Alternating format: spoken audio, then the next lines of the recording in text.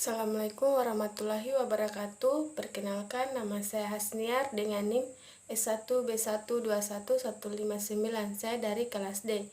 Di sini saya akan menjelaskan materi pertama, yaitu dasar ekonomi. Perbedaan antara ilmu ekonomi dan sistem ekonomi. Ekonomi terbagi menjadi ilmu ekonomi efisiensi produksi bersifat netral, sistem ekonomi alokasi sumber daya, pandangan hidup.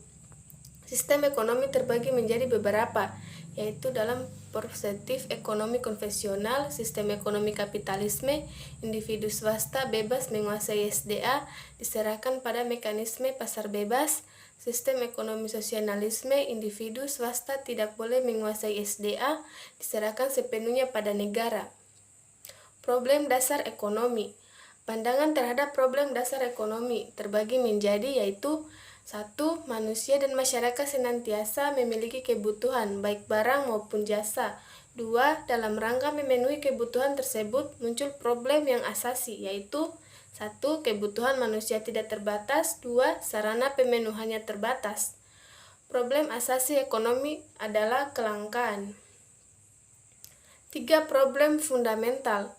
Melahirkan 3 problem fundamental ekonomi, yaitu 1.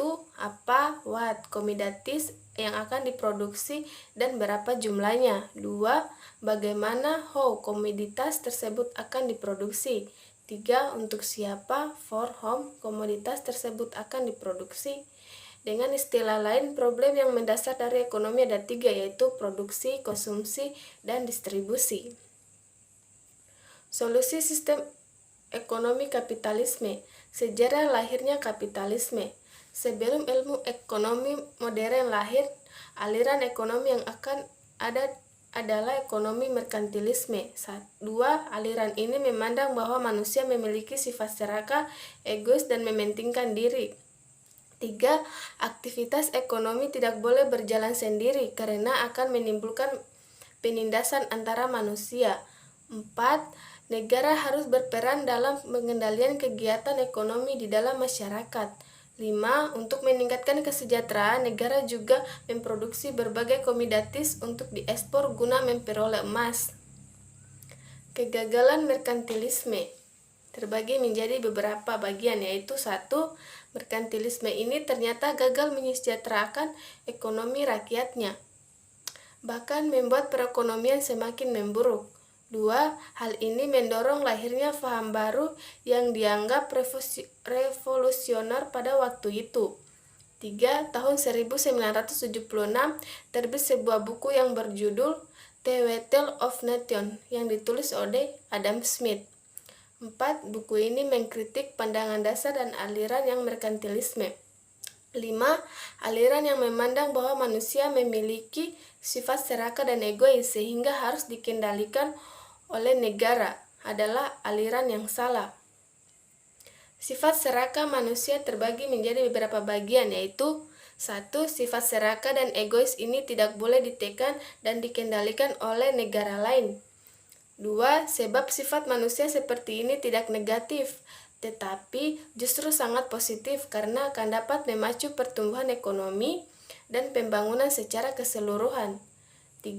Sifat egoistik manusia ini tidak akan mendatangkan kerugian dan merusak kesejahteraan sepanjang ada persaingan bebas. 4. Setiap orang menginginkan laba dalam jangka panjang. Serakah tidak akan menaikkan harga di atas tingkat harga pasar. Mekanisme pasar bebas terbagi menjadi beberapa bagian juga, yaitu 1. Jika mekanisme pasar berjalan secara bebas, maka 3 problem ekonomi dapat diselesaikan secara alami. 2. Mekanisme pasar bebas akan mampu menyelesaikan masalah apa, bagaimana, dan untuk siapa. 3. Ketiga problem ekonomi tersebut akan dapat diselesaikan dengan mekanisme harga keseimbangan pasar. 4. Dengan istilah lain, mekanisme pasar bebas akan mampu menyelesaikan masalah produksi, konsumsi, dan distribusi sekaligus. Selanjutnya, keseimbangan pasar bebas. Keseimbangan pasar bebas terbagi menjadi beberapa bagian juga, yaitu 1. Kekuatan mekanisme. Kegiatan produksi secara otomatis akan menciptakan daya beli untuk membeli barang-barang yang akan menciptakan daya beli untuk barang-barang yang dihasilkan. 2. Daya beli diperoleh dari faktor-faktor produksi seperti upah, gaji, suku bunga, sewa, dan lain-lain.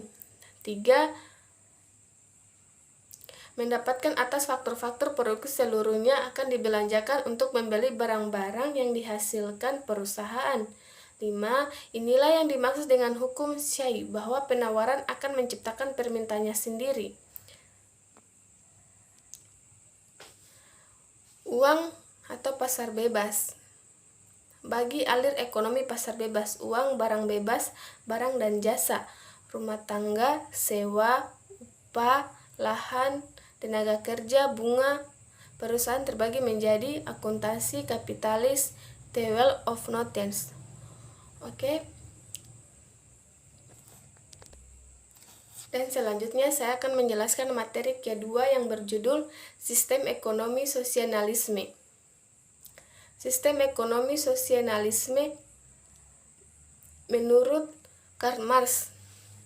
Karl Marx merupakan pendiri paham ekonomi sosialisme yang mengkritik keras paham ekonomi aliran klasik. 2. Dalam memberikan kritikannya, Marx menggunakan asumsi-asumsi dasar yang digunakan oleh aliran klasik. 3. Dalam asumsi-asumsi dasar itulah, kemudian Marx memberikan kritik balik yang sangat telak terhadap paham ekonomi dan aliran klasik. 1. Surplus labor on value theory. Dalam membangun teorinya, Marx berangkat dari pandangan nilai value menurut Adam Smith dan David Ricardo. Nilai sesuatu barang itu diukur dari seberapa banyak tenaga yang telah dikorbankan oleh pekerja untuk memproduksi barang tersebut.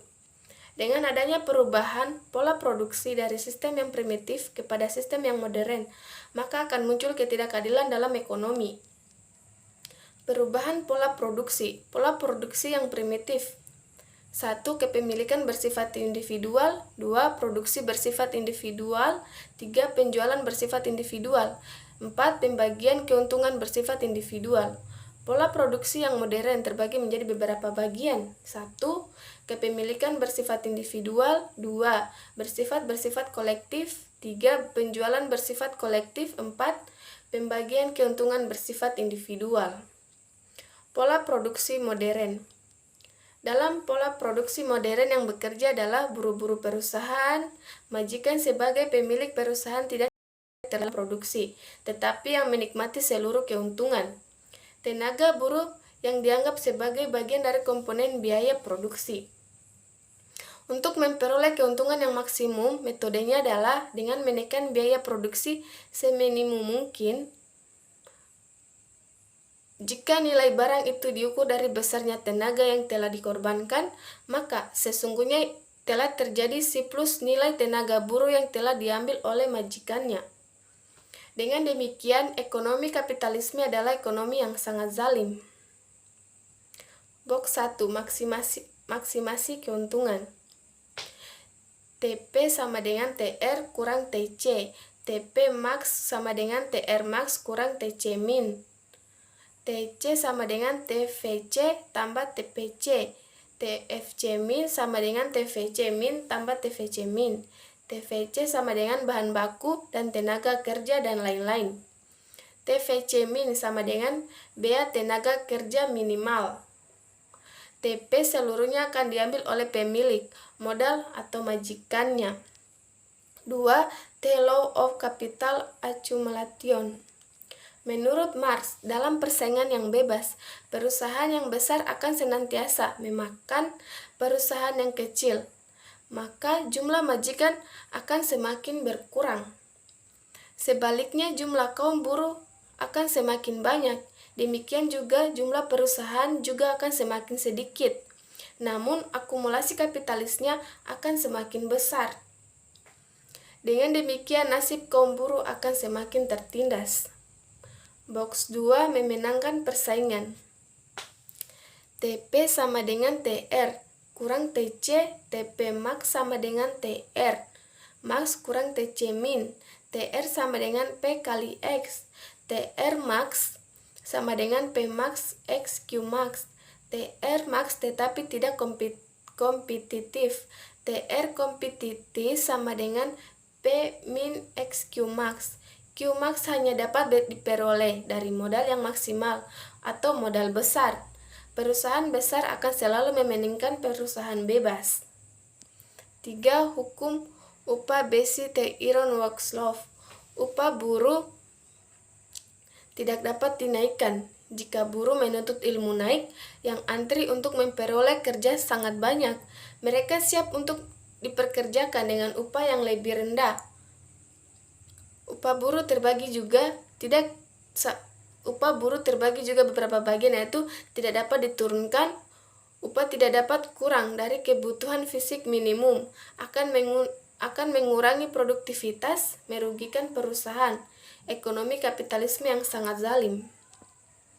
Solusi ekonomi sosialisme yaitu untuk menghilangkan ketidakadilan yang terjadi dalam ekonomi kapitalisme, maka Marx memberikan solusi yang sangat radikal, yaitu penghapusan kepemilikan individu.